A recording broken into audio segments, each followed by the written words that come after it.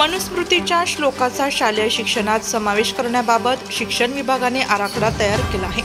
याला विरोध करण्यासाठी आज अखिल भारतीय महात्मा फुले समता परिषदेच्या वतीने तीव्र निषेध नोंदवत नाशिक शहरातील शालिमार चौकातील डॉक्टर बाबासाहेब आंबेडकर पुतळ्यासमोर प्रतिकात्मक मनुस्मृतीचे दहन करण्यात आले।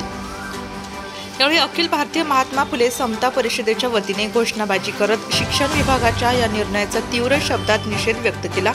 यावेळी अखिल भारतीय महात्मा फुले समता परिषदेच्या पदाधिकारी व कार्यकर्त्यांनी महापुरुषांचे फलक झळकावत महापुरुषांचे विचार शिक्षणाच्या माध्यमातून विद्यार्थ्यांना शिकवण्यात यावे,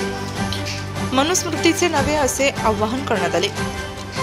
यावेळी शहराध्यक्ष कविता कर्डक, महिला जिल्हाध्यक्षा पूजा हेर, महिला शहराध्यक्ष आशाताई भंदुरे, जिल्हाध्यक्ष डॉक्टर योगेश गोसावी, प्रदेश उपाध्यक्ष बाळासाहेब कर्डक, नाना पवार, अमोल नाईक, श्रीराम मंडळ,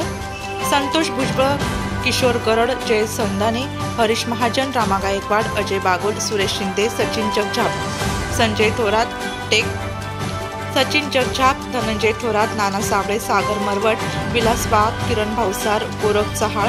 जिभाऊ अहिरे, माहेन तांबे, भारत जाधव, विशाल तांबे, मच्छिंद्र माळी, शरद मंडलिक, समाधान तिवडे, बबन जगताप, पोपटराव जेचुरकर, नाना शिंदे, विक्की शिंदे, नितीनचंद्र मोरे, प्रकाश महाजन, मुकेश झनके, अमित भोसले, जुनेद शेख, संगीता हंडगे, वैशाली भांगरे, गीता पवार, मंगला मोकळ, सुनीता जाधव, रंजना कुंदे, संगीता जाधव, अनिता पवार, निर्मला सावंत, माधुरी एखंडे, रंजना गांगुर्डे, रुपाली पठारे, सुजाता खैरनार, निशा झनके, संगीता विचारे, वंदना हिरे यांच्यासह पदाधिकारी व कार्यकर्ते उपस्थित होते। नाशिक लोकशाही न्यूजसाठी टेक, नाशिक लोकशाही न्यूज ब्युरो रिपोर्ट, नाशिक।